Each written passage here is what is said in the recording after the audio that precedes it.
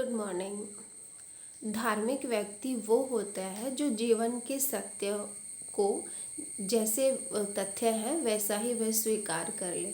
लेकिन जो व्यक्ति जीवन के तथ्यों को ही स्वीकार नहीं कर पाता वह व्यक्ति नपुंसक और पाखंडी होता है, उसको हम धार्मिक नहीं कह सकते। एक बार कहीं एक चित्रकार हुआ था, तो उसने सोचा कि मैं परमात्मा की एक ऐसी मूर्ति बनाऊंगा जो बहुत ही प्योर, देखने में भी बहुत सुंदर होगी, जिस उस चित्र से परमात्मा की झलक मिलेगी।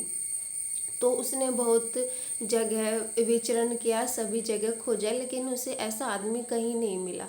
तो फिर थककर एक बारी वो पहाड़ पर चढ़ गया। वहाँ पर एक चरावाहा बैठा था।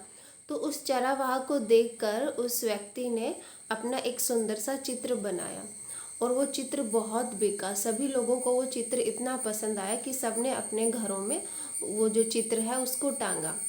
लेकिन कुछ समय बाद फिर उस चित्रकार को लगा कि अभी तो जीवन की यात्रा पूरी नहीं हुई है, मुझे एक और चित्र बनाना है जिसमें कि इतनी दुष्टता, इतनी क्रूरता हो, जिसमें मौत के दर्शन हो। तो फिर तो वो व्यक्ति फिर ऐसे व्यक्ति की खोज में लग गया कि जिसके चित्र से ऐसे मौत के दर्शन हो। तो फिर वो एक जेल में गया। तो फिर वहाँ उसकी एक व्यक्ति से मुलाकात हुई जिसने कि 7 मर्डर कर रखे थे। तो उसे देखकर उसको बहुत खुशी मिली। तो उस चित्रकार ने उस व्यक्ति का चित्र बनाया और चित्र बनाने के बाद साक्षात मौत के दर्शन होते थे उस व्यक्ति की आंखों में। तो वो बहुत खुश हुआ, दोनों चित्रों को सामने रखकर देखने लगा। तो फिर पीछे से उसके रोने की आवाज़ आई, तो उसने मुड़कर देखा कि मैंने जिसका चित्र बनाया था वो व्यक्ति रो रहा है। तो उसने उससे पूछा कि क्या हुआ। तो फिर वो व्यक्ति बोला कि आपने जो ये चित्र मेरा पहले बनाया था परमात्मा के रूप वाला, और ये भी मैं ही हूँ। तो वो चित्रकार चौंक गया देख के।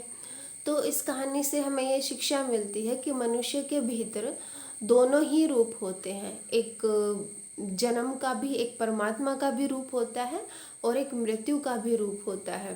दोनों ही दिशाएं मनुष्य के भीतर होती है। मनुष्य जो चाहे वैसा बीज वो प्रकट कर सकता है। अगर चाहे तो वह पुण्य आत्मा हो सकता है, अपने भीतर परमात्मा का फूल खिला सकता है। और अगर वो चाहे तो वह दुष्ट राक्षस भी हो सकता है, वह पापी भी बन सकता है। दोनों संभावनाएं मनुष्य के भीतर विद्यमान होती हैं।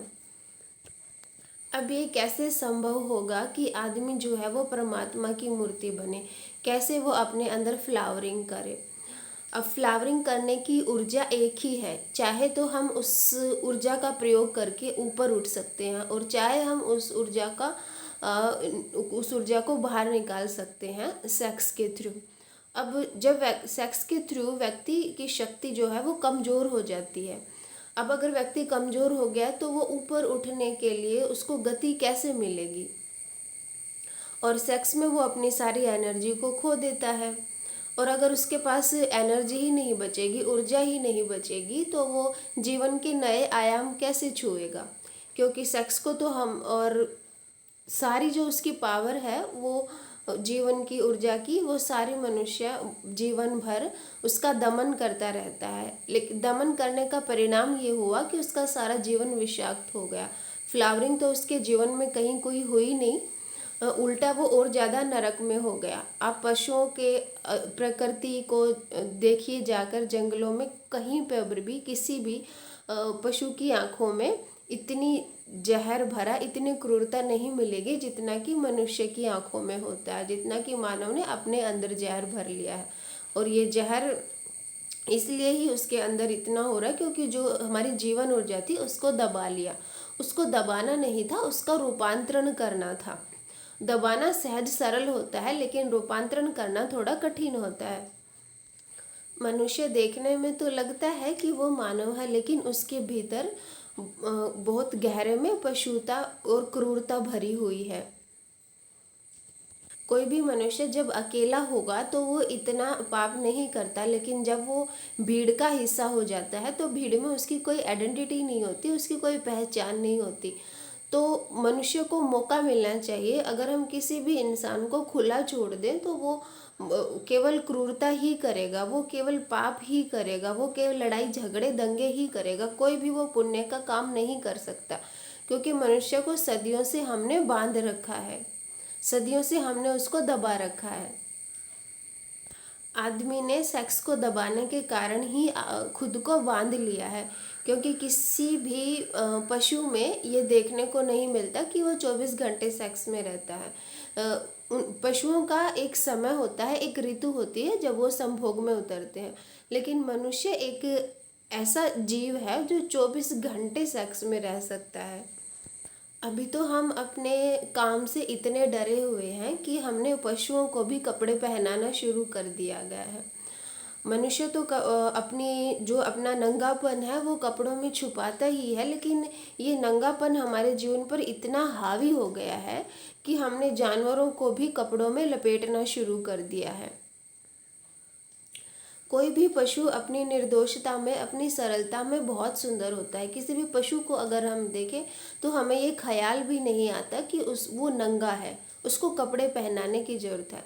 लेकिन जितनी मनुष्यता के अंदर ये नंगेपन का भाव पैदा होगा, उतना उसे हर जगह वो अपना प्रतिरोपण करेगा, उसे हर जगह कामुकता ही दिखाई देगी। हमारा समाज स्त्रियों को सिखाता है कि पुरुष जो है वो उसका परमात्मा है, पति परमेश्वर है। लेकिन वहीं दूसरी तरफ समाज कहता है कि सेक्स पाप है, वो एक नरक का द्वार है। तो एक विवाहित स्त्री अपने पति के बारे में कैसे इतने अच्छे भाव पैदा कर पाएगी कि वो परमात्मा है? क्योंकि पति तो वही द्वार बन जाता है ना, जो उसको नरक में लेकर जाता है। इसलिए आज स्त्री और पुरुष के बीच में इतनी दीवारें, इतनी खाई बनी हुई है कि वो चाहकर भी एक दूसरे के प्रेम में नहीं पड़ सकते।